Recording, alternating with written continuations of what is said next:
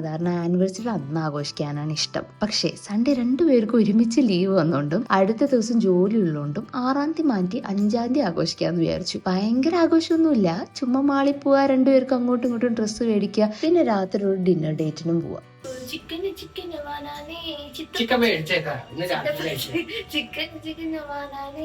പൂനെയിൽ മഴ തുടങ്ങി, അതുകൊണ്ട് ബൈക്ക് എടുക്കാതെ ഇന്ന് നമ്മുടെ സവാരി ഓട്ടോയിലാക്കി.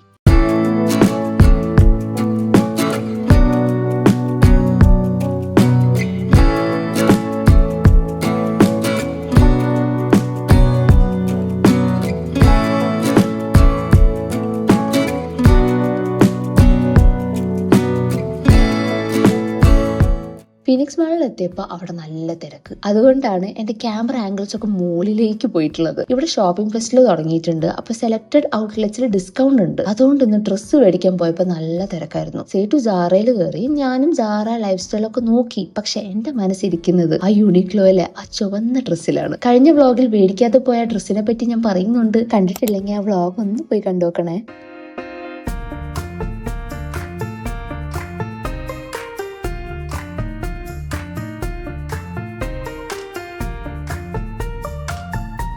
അങ്ങനെ മോമോസ് ഒക്കെ കഴിച്ച് നേരെ യൂണിക്ലോയിലേക്ക് കയറി. തപ്പി പിടിച്ച് ആ റെഡ് ഡ്രസ്സ് കൂട്ടത്തിൽ വേറെ കുറെ ഡ്രസ്സും ട്രയൽ ചെയ്യാൻ കയറി.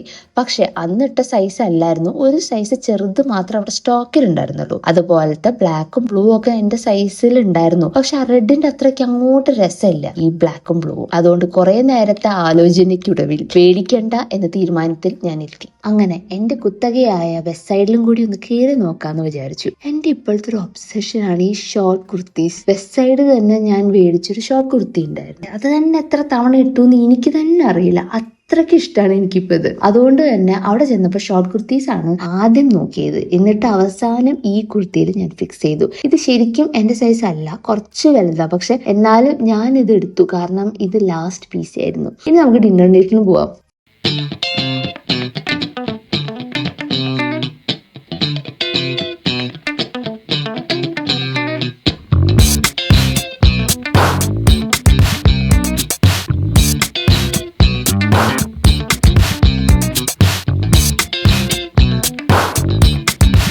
ഫുഡ് കഴിക്കുന്ന ഇടയിൽ ഒരു വാട്സപ്പ് മെസ്സേജ് വന്നു. ഒരു വെബ്സൈറ്റിൽ നിന്ന് സർപ്രൈസ് ആയിട്ട് കേക്ക് 12 മണിക്ക് വരുന്നുണ്ട് എന്ന് പറഞ്ഞിട്ട്. അത് കണ്ടപ്പോഴേ എനിക്ക് അറിയാവുന്ന അത് ചേച്ചി ആയിരിക്കുള്ളൂ എന്നുള്ളത്. മനസ്സിലാവേണ്ട കാര്യം ഞാൻ പറയാം. എൻ്റെ അമ്മ കുറേ ദിവസമായിട്ട് ഈ വീടിന്റെ അഡ്രസ്സ് ചോദിക്കേണ്ടായിരുന്നു. ഗിഫ്റ്റ് അയക്കാനാവും എന്ന് വിചാരിച്ചിട്ട് ഞാൻ ചുമ്മാ പറഞ്ഞു തരൂല്ല എന്നൊക്കെ പറഞ്ഞു വിടുമായിരുന്നു. ജൂലൈ 2-ാം തീയതി ആയപ്പോൾ അമ്മ ചോദിച്ചുകൊണ്ടേയിരുന്നു.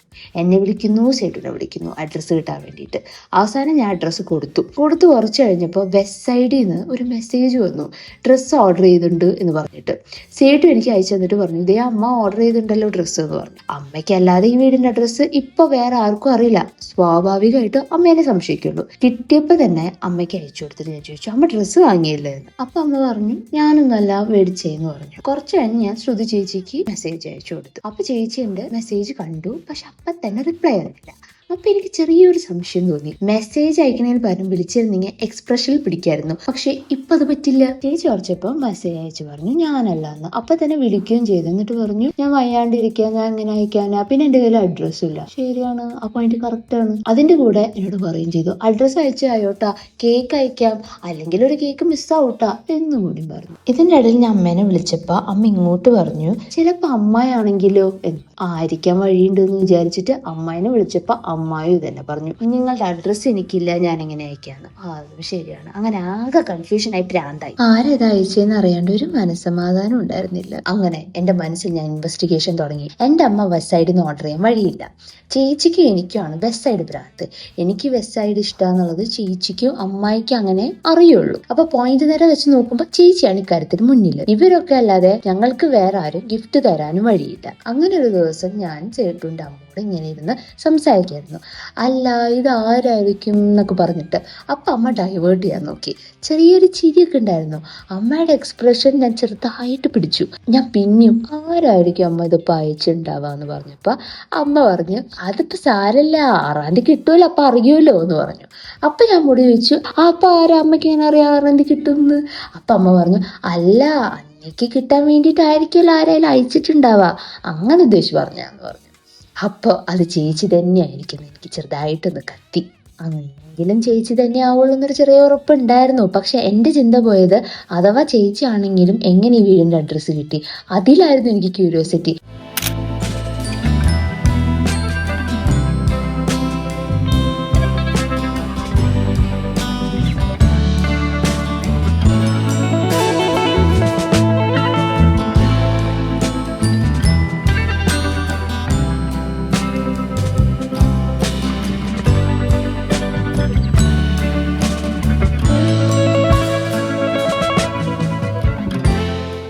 അങ്ങനെ ഞങ്ങൾ ഫുഡൊക്കെ കഴിച്ച് അവിടെ നിന്ന് ഇറങ്ങി. 12 മണിയാകുമ്പോൾ ചേച്ചിയുടെ സർപ്രൈസ് കേക്ക് കിട്ടുമല്ലോ, അത് മെസ്സേജ് അയച്ച് ഞങ്ങളോട് അറിയിച്ചിട്ടുണ്ട്. പണ്ട് ഇതേപോലെ ചേച്ചി ഞങ്ങളുടെ വെഡിങ് ആനിവേഴ്സറിക്ക് ഒരു കേക്ക് ഓർഡർ ആക്കിയിട്ടുണ്ടായിരുന്നു. അതാണ് എനിക്കിപ്പോൾ ഓർമ്മ വരുന്നത്. കേക്ക്സ് ചോക്ലേറ്റ്സ് ഒക്കെ സർപ്രൈസ് കൊടുക്കുന്ന ഒരു വെബ്സൈറ്റ് ആണ്. കറക്റ്റ് 12 മണിക്ക് തന്നെ കേക്ക് കൊടുക്കണം എന്ന് ചേച്ചി പ്രത്യേകം അതിൽ പറഞ്ഞിട്ടുണ്ടായിരുന്നു. അതിന് എക്സ്ട്രാ പൈസയും മേടിച്ചത് അവര്. എന്നിട്ടോ 10 മണിക്ക് ഞങ്ങളെ വിളിച്ച് പറയാം കേക്ക് കൊണ്ടുവരുന്നുണ്ട്, പക്ഷെ 12 മണിക്ക് എത്തിക്കാൻ പറ്റില്ല, അതുകൊണ്ട് ഒരു 11 മണിയൊക്കെ ആകുമ്പോഴേക്കും ഞങ്ങൾ കേക്ക് എത്തിക്കുന്നു. അവിടെ തന്നെ ചേച്ചിയുടെ സർപ്രൈസ് ഫ്ലോപ്പായി. അതും പോരാഞ്ഞിട്ട് ഇതിന്റെ ഒപ്പം തന്നെ ചേച്ചി ഒരു ചോക്ലേറ്റ് ബൊക്കെ പോലെ ഓർഡർ ചെയ്തിട്ടുണ്ടായിരുന്നു. അവസാനം ഞങ്ങൾക്ക് കിട്ടിയതോ ചോക്ലേറ്റ് മൊത്തം ടേപ്പ് വെച്ച് ഒട്ടിച്ചൊരു ഉണ്ടയാക്കിയിട്ട് തന്നു. അത് വെച്ച് നോക്കുമ്പോൾ ഇപ്രാവശ്യം കുറച്ച് മെച്ചുണ്ട്. ചോക്ലേറ്റ് കുറച്ച് വൃത്തിക്ക് വെച്ചിട്ടുണ്ട്. ഹാർട്ട് കേക്കാണ് ചേച്ചി പറഞ്ഞെങ്കിലും റൗണ്ട് കേക്കാണ് കൊണ്ടുവന്നത്. എന്നാലും സാരമില്ല, കഴിഞ്ഞ പ്രാവശ്യത്തെക്കാളും ബെറ്റർ ആണ്.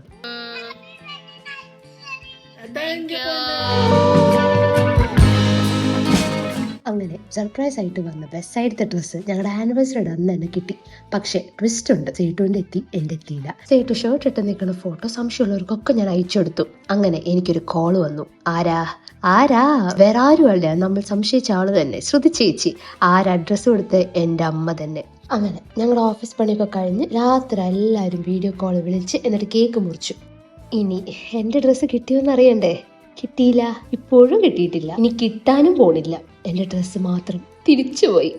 ഇപ്പം എനിക്ക് ഓർമ്മ വരുന്നൊരു ഡയലോഗ് ഉണ്ട്, ജ്യോതിയും വന്നില്ല, തീയും വന്നില്ല. അപ്പൊ ബൈ.